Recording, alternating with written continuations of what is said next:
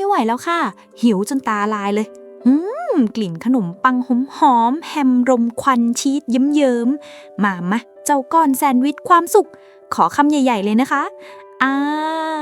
เดี๋ยวหยุดปากก่อนครับคุณเพื่อน โอ้ยอะไรเนี่ยคุณกำลังจะเอาแซนด์วิชเข้าปากนะขัดจังหวะทำไมเนี่ยของอร่อยมันรอนานไม่ได้นะคะก็ไอขนมปังประกบเนื้อที่คุณกำลังจะกัดเนี่ยคุณรู้ไหมว่าต้นกำเนิดจริงๆของมันไม่ได้เกิดจากความหิวแต่เกิดจากความขี้เกียจระดับตำนานโลกเลยนะครับฮะขี้เกียจเนี่ยนะคะฉันนึกว่าเชฟภัตตาคารคิดค้นขึ้นมาซะอีกก็มันดูมีเลเยอร์มีศิลปะดี No ครับ No ศิลปะอะไรกัน จริงๆแล้วจุดเริ่มต้นมันมาจากท่านเอิร์ลคนหนึ่งที่ติดการพนันงอมแงมเลยนะ ติดหนักจนก้นติดเก้าอี้ไม่อยากลุกไปกินข้าวเลยสั่งให้เอาเนื้อมายัดใส่ขนมปังจะได้กินไปลุ้นไพ่ไปแบบมือไม่เลอะครับ เอาจริงดิคะ คือยอมอดข้าวบนโต๊ะอาหารเพื่อจะเล่นไพ่เนี่ยนะ ใช่ครับและความขี้เกียจของเขานี่แหละที่ทำให้ชื่อของเขากลายเป็นชื่อของกินที่คนทั้งโลกต้องรู้จักในชื่อแซนด์วิชครับ อ๋อถึงว่าสิคะทำไมคนถึงเรียกแซนด์วิชเพราะเขาคือท่านเอิร์ลแซนด์วิชนี่เอง ถูกต้องครับ แต่เดี๋ยวช้าก่อน เพราะในหน้าประวัติศาสตร์จริงๆยังมีคนเถียงกันข้อแตกเลยนะว่าจริงๆแล้วเขาอาจจะไม่ได้ติดพนันนะแต่อาจจะเป็นคนบ้างานจนไม่มีเวลากินข้าวต่างหากครับ อ้าวสรุปจะเป็นผีพนันหรือยอดคนขยันกันแน่คะแล้วตกลงใครเป็นคนเริ่มกินแบบนี้คนแรกของโลกล่ะคะนั่นเด็ครับวันนี้ Zero to Know จะพาไปขุดคุยความจริงที่ซ่อนอยู่ระหว่างขนมปัง2แผ่นนี้ไปดูกันว่าตกลงแล้วแซนด์วิชเป็นเมนูของคนขี้เกียจหรือนวัตกรรมเปลี่ยนโลกกันแน่ไปฟังกันเลยครับ โอเคเข้าเรื่องเลยค่ะฉันอยากรู้เรื่องท่านเอิร์ลคนนี้มากสรุปเขาเป็นใครมาจากไหนทำไมชื่อน่ากินจัง เขาไม่ได้เกิดมาชื่อน่ากินครับจริงๆแล้วเขาคือจอห์นมอนทากิวหรือตำแหน่งเต็มยศคือ The Fourth Earl of Sandwich หรือเอิร์ลแห่งแซนด์วิชคนที่ 4เป็นขุนนางอังกฤษที่มีตัวตนจริงอยู่ในช่วงศตวรรษที่ 18 ครับ อืมศตวรรษที่ 18 ก็แถวปี 1,700 กว่าๆยกที่ผู้ชายใส่วิกผมสีขาวแต่งตัวจัดเต็มกันใช่ไหมคะ เป็นเอครับ ยุคนั้นเป็นยุคจอร์เจียนอีราของอังกฤษ ซึ่งวิถีชีวิตขุนนางไฮโซเนี่ยกลางวันทำงานการเมือง ตกเย็นก็เข้าคลับ สังสรรค์ดื่มกิน และที่ขาดไม่ได้คือการพนันครับ เข้าทางตำนานที่เกริ่นไว้ตอนต้นเลยค่ะ ใช่ครับ เรื่องเล่าที่โด่งดังที่สุดถูกบันทึกไว้ในหนังสือท่องเที่ยวชื่อ Londres เขียนโดยนักเดินทางชาวฝรั่งเศสชื่อปีแยร์ชองโกรสลีเขาเล่าไว้ว่าในปี 1762 ณ คลับหรูแห่งหนึ่ง คาดว่าเป็นโคโคทรีคลับนะครับ ท่านเอิร์ลของเรากำลังติดลมบนอยู่ที่โต๊ะพนัน นั่งเล่นไพ่ต่อเนื่องยาวนานถึง 24 ชั่วโมงเลยครับ 24 ชั่วโมง ไม่หลับไม่นอนไม่เข้าห้องน้ำเลยเหรอคะ อันนั้นไม่รู้ครับ แต่ที่แน่ๆคือไม่ยอมลุกไปกินข้าวครับ เพราะกลัวเสียจังหวะไพ่เข้ามือ แต่ความหิวไม่เข้าใครออกใคร ท่านเอิร์ลเลยตะโกนสั่งคนรับใช้ว่าไปเอาเนื้อวัวหมักเกลือมาที่ แต่เดี๋ยวอย่าใส่จานนะ ข้าไม่อยากใช้ซ่อม ข้าไม่อยากวางไพ่ เอามันประกบมาในขนมปัง2 แผ่นเดี๋ยวนี้ คิดภาพตามนะคะ มือขวาถือไพ่ มือซ้ายถือขนมปัง กัดคำหนึ่งทิ้งไพ่ใบหนึ่งมันเข้าท่าแฮะ มือไม่เลอะมันจากเนื้อด้วย ไพ่ก็ไม่เสีย นั่นแหละครับ คือนวัตกรรมระดับเทพครับ พอเพื่อนร่วมวงเห็นท่านเอิร์ลกินแบบนั้นแล้วมันดูสะดวกจังเนอะ ก็เลยหันไปสั่งบอยดังว่า the same as sandwich ขอแบบเดียวกับท่านแซนด์วิชหน่อย วิประโยคนี้นี่เองค่ะ the same as sandwich นานเข้าก็หดเหลือแค่แซนด์วิชจนกลายเป็นชื่ออาหารไปเลยใช่ไหม ถูกต้องครับ นี่คือตำนานที่ป๊อปปูล่าที่สุด สนุกที่สุด และคนจำได้แม่นที่สุดครับ ฟังดูสมเหตุสมผลนะคะสำหรับคนติดเกม ติดพนัน แต่เมื่อกี้คุณบอกว่ามีอีกทฤษฎีหนึ่งใช่ไหมคะ ครับ เพราะนักประวัติศาสตร์หลายคนแย้งว่าจริงๆแล้วตำนานเรื่องพนันเนี่ยอาจจะเป็นแค่ข่าวลือหรือก็สิบใส่ไข่ของนักเขียนชาวฝรั่งเศสที่ไม่ค่อยชอบหน้าคนอังกฤษเท่าไหร่ครับ อ้าว โดนใส่ร้ายซะงั้นค่ะ ก็คือต้องบอกก่อนนะว่าท่านจอห์นมอนทากิวเนี่ยไม่ใช่ขุนนางไก่ก้านนะครับ เขาเป็นถึง First Lord of the Admiralty หรือเทียบเท่ารัฐมนตรีกระทรวงทหารเรือของจักรวรรดิอังกฤษเลยนะครับ โห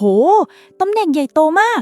คุมกองทัพเรืออังกฤษยุคนั้นนี่ไม่ธรรมดาเลยนะคะ ใช่ครับ ช่วงนั้นอังกฤษกำลังยุ่งวุ่นวายกับการขยายอาณานิคม งานราชการรัดตัวมาก นักประวัติศาสตร์เลยวิเคราะห์ว่าที่เขาสั่งเนื้อประกบขนมปังเนี่ยไม่ใช่เพราะติดพนันหรอกครับ แต่เพราะเขายุ่งจนโงหัวไม่ขึ้นจากโต๊ะทำงานต่างหากครับ อ๋อ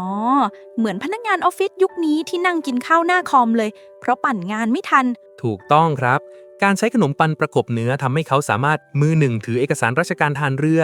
อีกมือหนึ่งถืออาหารได้โดยที่น้ำซอสไม่หยดใส่เอกสารสำคัญของกองทัพเรือครับ ทฤษฎีนี้น่าเชื่อถือกว่าเยอะเลยนะคะ ดูเป็นผู้เป็นคนขึ้นมาหน่อย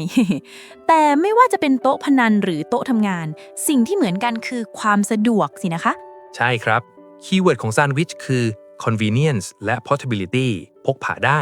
มันตอบโจทย์ไลฟ์สไตล์ที่เร่งรีบของท่านเอิร์ลได้พอดิบพอดีครับ เดี๋ยวนะคุณ ฉันขอขัดนิดนึงค่ะ คือมนุษยชาติเราเนี่ยอยู่มาเป็นหมื่นปี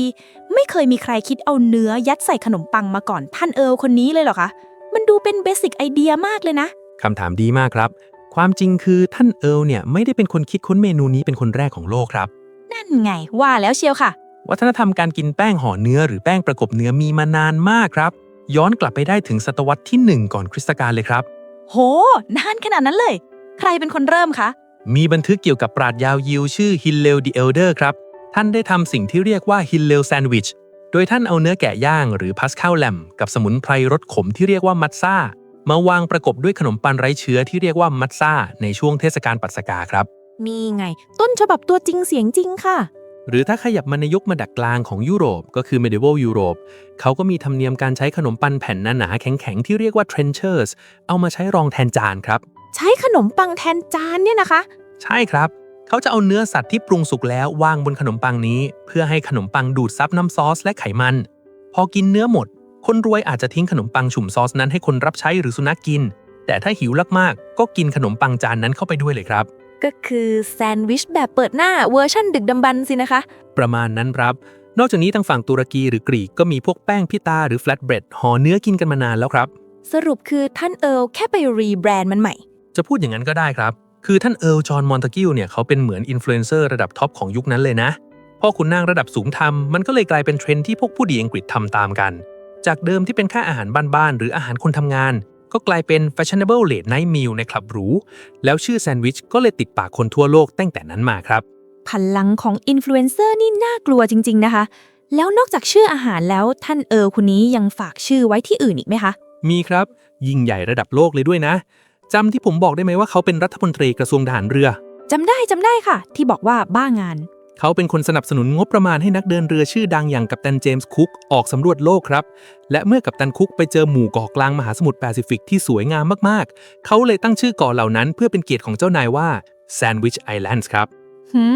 ไม่คุ้นเลยฮะ เดี๋ยวนี้ยังมีอยู่ไหมคะ ชื่อนี้ ปัจจุบันเราเรียกที่นั่นว่า